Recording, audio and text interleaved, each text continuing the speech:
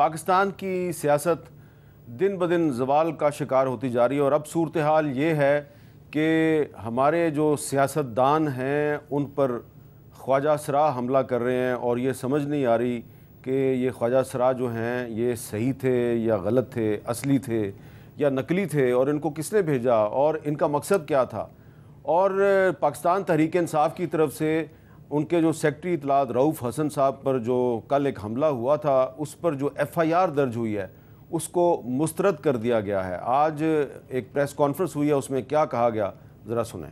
جو F I R launch کی ہے اسلام آباد پولیس نے، اس کو ہم لوگ ریجیکٹ کرتے ہیں۔ وہ ایک کیس کو خراب کرنے کی کوشش ہے۔ میرے ساتھ جو ہوا وہ ایک بہت ہی ایک چھوٹا سا انسیڈنٹ ہے۔ ہمارے پارٹی کے جو لوگ ہیں، میرے آنکھوں میں آنسو آ جائیں گے جب میں بیان کروں گا کہ ان کے ساتھ کیا کیا ہوا ہے، کس قانون کے تحت ہوا ہے، کون ہے کروانے والا۔ آج نہیں تو کل انہی فسطائی طاقتوں کو اسی شخص سے بات کرنی ہوگی جس کے پاس ریاست کے مستقبل کی کنجی ہے، اور وہ اڈیالہ جیل کی قید کوٹھی میں قائم ہے۔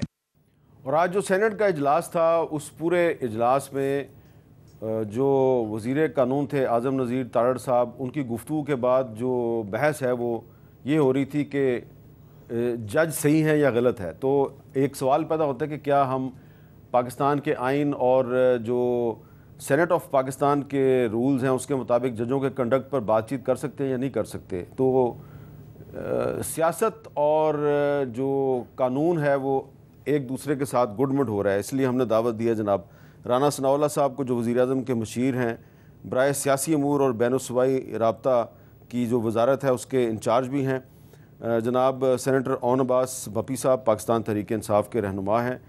تو رانا ثناء اللہ صاحب، جو تحریک انصاف ہے وہ کہہ رہی ہے جی رؤف حسن صاحب پر جو حملہ ہوا ہے اس کی ایف آئی آر کو ہم مسترد کرتے ہیں، آپ جوڈیشل کمیشن بنائیں۔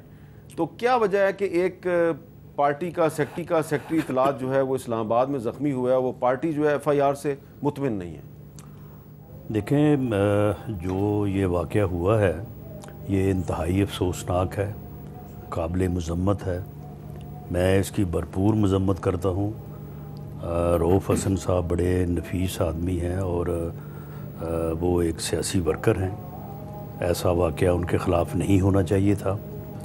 لیکن معاملہ یہ ہے کہ اب ایک واقعہ ہو گیا، اب اس پر ایف آئی آر اگر پولیس نے بقول ان کے خود سے درج کر لی ہے تو کوئی امر مانے نہیں ہے کہ رؤف حسن صاحب اپنی سٹیٹمنٹ جو ہے وہ لکھ کے جو ہے وہ ایک تتمہ بیان کی صورت میں دے دیں تو وہی ایف آئی آر کا جو ہے وہ درجہ اختیار کر جائے گی۔ تو اب صرف اس کے اوپر پریس کانفرنس کرنا، نہ کسی کو نامزد کرنا اور نہ کسی کے خلاف مدعی بننا، اور بات اس طرح سے گھمانا کہ اس کے جو ہے وہ اشارے کنائے جو ہے وہ کہیں کے کہیں جاتے ہوں، تو یہ میں سمجھتا ہوں کہ مناسب نہیں ہے۔ اور دوسرا یہ ہے کہ یہ خواجہ سراؤں والی بات بھی جو ہے یہ بھی سمجھ سے بالاتر ہے۔ یہ بڑی پرامن کمیونٹی ہے، اور آج تک میں نے تو نہیں سنا کہ کسی خواجہ سرا نے، بلکہ ان کے ساتھ ہمیشہ ظلم ہی ہوا ہے، ان کو ہی ہمیشہ مارا گیا ہے۔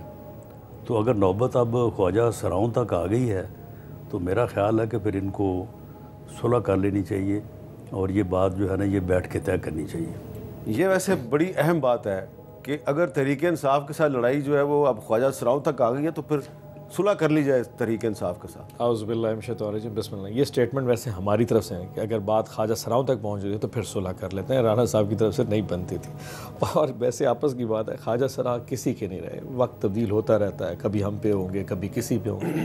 یہ تو پھر خواجہ سرا تو خیر یہیں رہ جائیں گے، ہم نے تبدیل ہونا، کبھی رانا صاحب کی باری آنی کبھی ہماری، یہ وقت تبدیل ہوتا ہے۔ Having said that sir, on a serious note, کل اسلام آباد جیسے علاقے میں G8 میں دن دہاڑے، مطلب آپ دیکھیں نا، ایک ڈر، کوئی خوف، کوئی جھاکا سا ہوتا ہے، کچھ بھی نہیں نا، یعنی شام کو 5-6 بجے دن دہاڑے نوئنگلی کہ اس دفتر کے باہر CCTV کیمرہ ہوں گے، وہ کوریج ہوں گے، سڑک پہ چلتے ٹہلتے 3 عدد خواجہ سرا اور ایک خواجہ سرا नुमा शख्स जो चादर में 46 डिग्री में एक चादर लपेट के आ रहा है, और एक पांचवा शख्स जो फिल्म बना रहा है, फिर मोटरसाइकिल बैठा वीडियो बना रहा है, और फिर वापसी पे हमला करने के बाद टहलते हुए जा रहे हैं। मैंने आज रऊफ हसन से पूछा कि जो आखिरी शख्स था जो वीडियो बना रहा था, तो उसने क्या कहा था? उसने कहा अब याद रखना, फिर तुम्हें सबक सिखाएंगे।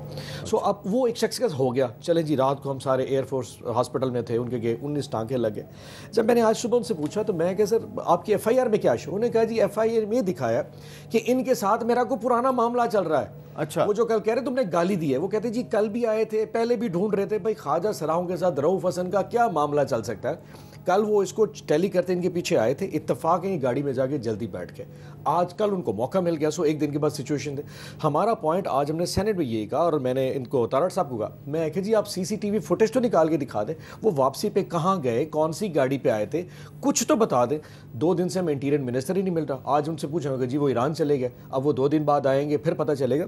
सो गवर्नमेंट की सीरियसनेस ये है कि विदाउट हैविंग डाउट, कि आप हम डाउट नहीं करते किसी को, लेकिन अगर आपने इस पर कोई कार्रवाई की हमसे शेयर कर लें कि वो किधर गए, क्यों हुआ। एक देखें, रऊफ हसन एक आम शख्स नहीं है, वो पाकिस्तान तहरीक इंसाफ जो पाकिस्तान की सबसे बड़ी जमात है, जो 20 करोड़ अवाम को रिप्रेजेंट करता है, उसका सेक्रेटरी इंफॉर्मेशन है। सो अगर उस पर अटैक होता है प्योरली वो तहरीक इंसाफ पे, और फिर ऑटोमेटिक नैरेटिव बिल्ड होगा, क्योंकि वो इंफॉर्मेशन सेक्रेटरी है, क्योंकि वो बोलता है, क्योंकि उसकी ज़बान है, वो रिप्रेजेंट करता है, उसकी ज़बान बंदी के लिए किया गया। अब कौन से NRS हैं, उनके क्या पॉइंट है, उनका क्यों कर रहे हैं, रीजनिंग, ये तो बात की बात है। अगर गवर्नमेंट सीरियस है तो आज सेनेट में हमने बड़ा शोर मचाया कि हजूर बताएं तो सही, लेकिन क्योंकि मोहसिन नकवी साहब वज़ीर आज़म से भी ज़्यादा मसरूफ़ हैं और वो मतलब समझते हैं सेनेट में शायद उनका आना नहीं बनता, उन्होंने कोई जवाब नहीं दिया। तो इसलिए फिर ये सवाल तो उठेंगे, आप जवाब दे दें सवाल बंद हो जाएंगे, लेकिन अगर इस पर खामोशी गवर्नमेंट की तरफ से आएगी तो फिर क्या सरियाँ तो जन्म लेंगी। तो आई एम श्योर कि they should stop to it.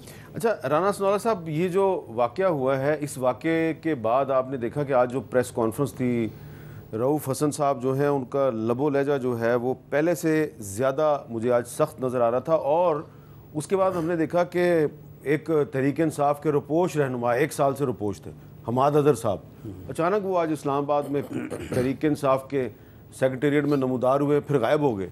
और हम सुन रहे हैं कि मुराद सईद साहब भी मंजर आम पे आने वाले हैं। तो तहरीक इंसाफ बजाय कि प्रेशर में जाए तो वो तो मज़ीद अग्रेसिव होती जा रही है। नहीं देखें, मज़ीद अग्रेसिव हो या जो है वो मंजर आम पे आएँ या ना आएँ, मामला ये नहीं है। मामला ये है कि जो इस वक्त सियासी सूरत हाल दरपेश है, उसका तो हल जो है वो सियासी क़ुव्वतों ने बैठ के निकालना है ना। अगर ये लड़ाई कहीं और जाके लड़ी जाने लगेगी जिस तरह की इस वक्त हो रहा है, तो ये मामले जो हैं जिस तरह से आपने इब्तदाइये में बात की है, तो ये तो फिर सियासत और ज़्यादा ज़वाल पजीर होती चली जाएगी। अगर ये इसी सूरत में इसको इसी तरह से आप देखें, अगर PTI या बानी PTI या ये लोग ये समझते हैं कि ये इस तरह से हर चीज़ को बुलडोज़ करके तो जो है वो हर चीज़ पे जो है वो काबज़ हो जाएंगे, तो ये मुमकिन नहीं है, ऐसा नहीं हो सकता। सियासी मामलात जो हैं उनका ये सियासी तौर पे हल निकालेंगे तो निकलेगा, फिर ही बात आगे जाएगी। अगर ये इस तरह से ताकत के इस्तेमाल पे और इस हट दर्मी और ज़िद पे मामलात को आगे लेके जाने की कोशिश करेंगे, तो मैं ये पहले भी कई दफ़ा कह चुका हूँ, और वो फिर इसको दूसरे मानों में ले जाया जाता है। हालांकि मेरी बात से मुराद सियासी वजूद ही है। अगर सियासी क़ुव्वतें एक दूसरे के वजूद को तस्लीम नहीं करेंगी तो फिर कोई एक मत समझे कि मेरा वजूद कायम रहेगा और दूसरे का ख़त्म हो जाएगा। फिर ज़्यादा इम्कान यही है कि सभी का ख़त्म होगा। ये आपने बड़ी अहम बात की है।